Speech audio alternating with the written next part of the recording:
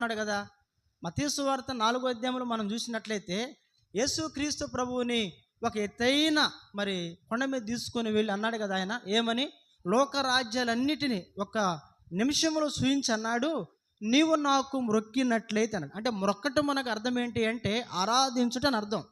బైబిల్లో సాగిలపడుట, మ్రొక్కుట, నమస్కారం చేయుట అనే పదము బైబిల్లో ఎక్కడ రాయబడినా అది ఆరాధనకు సంబంధించిన మాట. అంటే దేవుణ్ణి ఆరాధించే మాటగా ఆ మాట మనం చూడవచ్చు.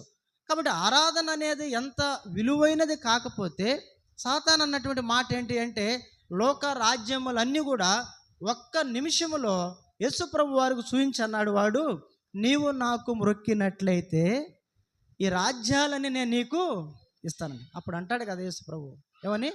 నీ దేవుడైనా చెప్పాలా ప్రభువును మాత్రమే సేవింపవలెనని రాయబడి ఉన్నది కదా అంటాడు. అంటే